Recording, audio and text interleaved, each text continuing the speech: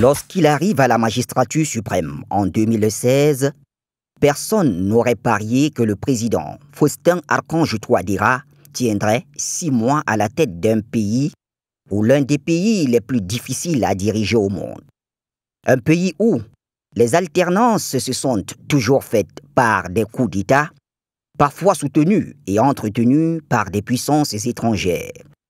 C'était sans compter sur l'intelligence et la ruse de l'enseignant de mathématiques qu'il est. Le professeur Faustin-Archange Touadéra a déjoué tous les pronostics en mettant KO ses challengers à l'époque, parrainés par l'ancienne puissance coloniale. Peu connu des milieux france-africains d'où étaient issus tous ses prédécesseurs, le nouveau président a bénéficié pourtant du soutien de ses pairs de la CEMAC, la Communauté économique et monétaire d'Afrique centrale. M. Touadéra hérite donc d'un pays presque inexistant, un pays divisé par une guerre entre communautés, instrumentalisée par des puissances étrangères qui servent au grand public une guerre confessionnelle entre musulmans de la Séléka et chrétiens anti-Balaka. Le nouveau régime met ainsi son mandat sous le thème de la paix et de la réconciliation. En 4 années aux commandes, Faustin-Archange Touadéra a réussi le pari de ramener autour d'une même table les 14 groupes armés qui avaient le contrôle de la plupart des provinces du pays. Le 6 février 2019, un accord historique est signé avec ces groupes armés dans la capitale soudanaise, baptisé l'accord de Khartoum. Un exploit qui a valu au président Touadéra les félicitations de tous ses pairs africains, celles de l'Union africaine et la communauté internationale dans son entièreté. Le chef de l'État centrafricain tend la main à ses compatriotes et accepte de partager le pouvoir avec les ex-rebelles. Ces derniers se voient d'ailleurs confier plusieurs postes ministériels au nom de la paix en République centrafricaine. 2 autres événements ont marqué ce premier mandat du président Touadéra. Tout d'abord, le retour le 15 décembre 2019 de l'ex-président François Bozizé. Le leader du Kouanakwa est arrivé clandestinement à Bangui sans en informer les autorités actuelles, après 6 années passées en exil en Ouganda. Un retour qui cache mal les intentions de l'ex-dirigeant à vouloir briguer à nouveau le mandat présidentiel avec le soutien de ses relais occidentaux. C'est même qu'il avait amené et facilité sa chute au pouvoir. Mais Touadéra n'a pas cédé à la provocation. C'est un homme de paix. Cela est prouvé le 10 janvier 2020 encore, quand le chef de l'État centrafricain accueille en grande pompe un autre de ses prédécesseurs, Michel Djotodia. Ce dernier, ayant annoncé son arrivée plusieurs semaines auparavant, a reçu les honneurs dus à un homme de son rang. Il est temps maintenant que nous tous, et combattants, et tout le monde, tous les Centrafricains ensemble, qu'on se lève pour pacifier le pays. Il y a un temps pour la guerre, il y a un temps pour la paix. Malgré les pesanteurs et les menaces de l'ancienne puissance coloniale, Faustin-Archange Touadéra opte pour la diversification du partenariat. Il ouvre la voie à une coopération bilatérale avec la Russie. L'un des aspects de cette coopération étant le volet sécuritaire, Moscou, à travers ses instructeurs, a, à ce jour, formé plus de 3000 éléments des forces armées centrafricaines, les FACA.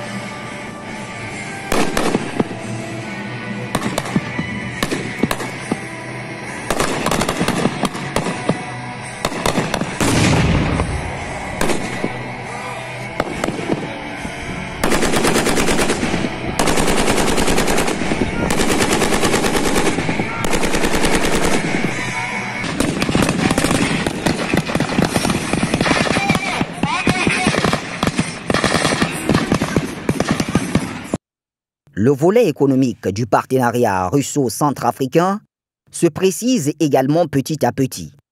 Le dernier sommet Russie-Afrique tenu en octobre 2019 a été l'occasion de présenter la RCA comme la principale vedette d'une coopération gagnant-gagnant.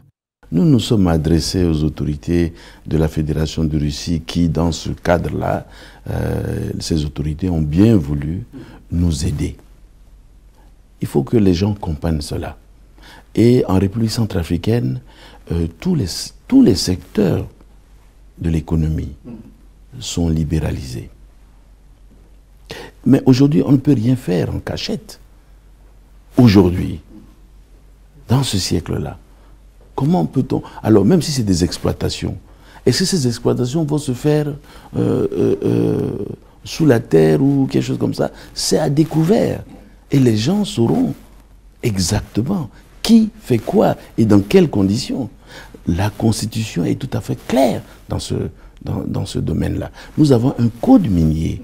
Hein, et ceux, par exemple, des investisseurs, des partenaires économiques qui veulent investir, eh bien, les règles sont bien définies dans notre code minier.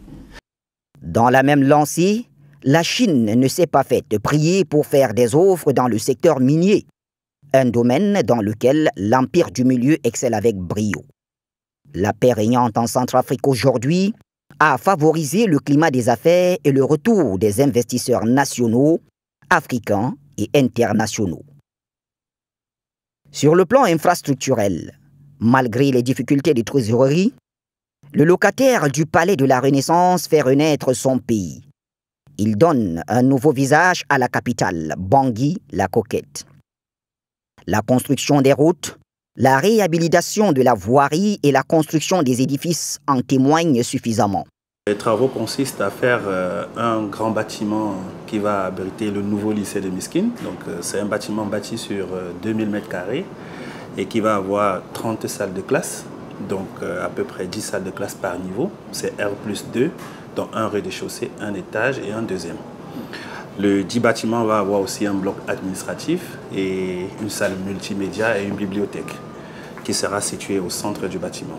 On aura aussi des paillotes. Donc des paillotes, c'est des espèces de bocarous pour l'espace récréatif des élèves.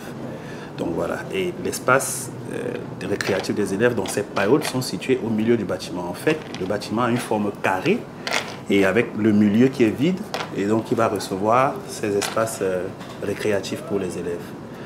Donc c'est un projet qui est censé durer 12 mois. Nous avons déjà consommé à peu près 3. Donc on espère pouvoir livrer d'ici à septembre de cette année. C'est un grand plaisir d'assister, de donner ma contribution technique à ces genres de réalisations dans le pays. Pourquoi? Pour la simple raison que nous avons vraiment traversé des périodes très difficiles. Et ça, il faut le reconnaître.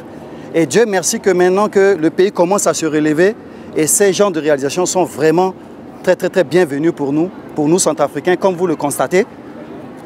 Toute la main-d'œuvre qualifiée et non qualifiée, ils sont tous de nationalité centrafricaine. Et vous voyez ce que ça fait. Nous avons plus de 100 personnes embauchées pour une durée d'une année, de 12 mois. Faustin Archange Touadéra, dans le but de renforcer l'intégration sous-régionale, a entrepris aussi la construction des routes devant relier la Centrafrique à ses pays limitrophes. C'est le cas de la route nationale numéro 1 qui va de Bangui à Garoua-Boulaye au Cameroun en passant par Bouar. En tant qu'enseignant, le président Touadéra comprend mieux les enjeux de la formation de sa jeunesse. Il privilégie ainsi la construction des écoles et centres de formation professionnelle sur toute l'étendue du territoire. Le building administratif qui se trouve juste là derrière moi, on peut dire que c'est en matière d'infrastructure un fleuron de l'administration centrafricaine. La situation de ce building administratif, il y a de cela plusieurs années auparavant, était une situation critique. C'était un bâtiment très délabré et juste un an après l'avènement de son Excellence, le professeur Faustin Archange Touadéra, à la magistrature suprême, sur des fonds propres, on a eu à procéder très rapidement, en l'espace d'une année, à la réhabilitation de ce building administratif qui aujourd'hui comporte plusieurs ministères au sein de notre gouvernement. Dans le domaine de l'infrastructure, nous comptons également plusieurs réalisations du président Touadéra. Je peux citer par exemple le grand lycée scientifique, le lycée Barthélemy Boganda, qui se trouve sur l'avenue de l'Indépendance, qui est actuellement en réhabilitation. On sait par exemple qu'il y a une clôture qui est en train de se faire autour du lycée Barthélemy Boganda. Je sais que l'inspection d'académie de Bangui, l'Institut national de recherche et d'animation pédagogique qui se trouve sur l'avenue des Martyrs sont transformés en chantier aujourd'hui. Je sais par exemple que le lycée technique de Bangui, le lycée professionnel féminin ont eu à être réhabilités ces dernières années. Et puis nous avons également des établissements qui sont situés à l'intérieur du pays. Je peux compter, je pense, 8 préfectures sur 16 qui sont en pleine réhabilitation pour ce qui concerne le système éducatif. La participation communautaire. Oui. Et ça, nous avions insisté. Je pense que le président de la République m'a demandé de pouvoir suivre ça de très près. Et je peux vous dire aujourd'hui, on reviendra un jour pour faire l'évaluation. Si nous allons dans le nord du pays, vous aurez que nous avons construit des collèges, nous avons construit des centres de santé, Ça, c'était le besoin primaire de la population dans le nord. Et ça, je pense que le gouvernement que le professeur Alphonse Touadéra est dessus en train de satisfaire. C'est parce que c'était la grosse demande. Cette demande-là des populations du nord du pays. Sous l'impulsion du président Touadéra, la RCA a entrepris de jouir désormais des fruits de son exploitation minière. Un sujet qui jusqu'ici était resté tabou ou réservé à une certaine élite. Vous savez que la République africaine, jusqu'en 2012, exportait plus de 400 000 carats de diamants qui nous mettaient en termes de la qualité en presque 5e rang à travers le monde. Malheureusement, les événements qui ont survenu en 2013 ont fait que nous avons été suspendus du processus de Kimberley. Suspendus du processus de Kimberley, et grâce donc à la ténacité donc, du professeur Faustin Archange Touadéra, le président de la République, nous avons recommencé à exporter à partir de 2016. Mais nous sommes aujourd'hui sous embargo, sous sanction, et nous n'exportons pas sur l'ensemble du territoire centrafricain. Il n'y a que la partie ouest qui a été considérée comme la partie verte, et cette partie sur laquelle nous exportons nos diamants. Comment ça s'explique donc? Ce qui explique, c'est que, au fait, aujourd'hui, étant donné que les groupes armés sont demeurés encore très actifs dans l'est du pays, on l'a considéré comme zone rouge, et pour ne pas que ces groupes armés profitent de ces diamants pour pouvoir trouver des trésors de guerre, on a considéré que la partie ouest du pays qui était plus stable, qui avait plus de sécurité, on pouvait exporter le diamant donc de ce côté. Voilà un peu ce qui explique cela. Mais quand vous voyez, il y a un paradoxe. En même temps qu'on nous interdit de ne pas exporter les diamants de l'est du pays, c'est-à-dire qu'à partir de Bria, Zako et tout cela, ce sont les groupes armés qui en profitent. Et c'est cela que nous défendons aujourd'hui, et le président le défend chaque fois, de dire que c'est vrai que le processus de Kimberley, c'est un processus que nous devons respecter, mais en même temps, nous avons un sentiment d'injustice aussi. Comment un gouvernement légal établi ne peut pas exporter des diamants sur l'ensemble du territoire, à la raison qu'il y a, nous ne pouvons pas, c'est-à-dire de priver peut-être les groupes armés de l'Est, mais on s'est rendu compte que c'est eux qui en profitent. Aujourd'hui, plus que jamais, la République centrafricaine veut la paix. Le sang des Centrafricains a suffisamment coulé, et très souvent pour servir des intérêts égoïstes et des hommes politiques, ou de ceux des puissances étrangères qui voient en ce pays leur chasse gardée.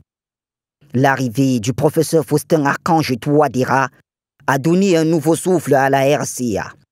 Le seul dirigeant élu démocratiquement de toute l'histoire du pays porte en lui les germes de la paix, de la réconciliation et de la reconstruction nationale. Saisissons la main tendue pour la paix en Centrafrique.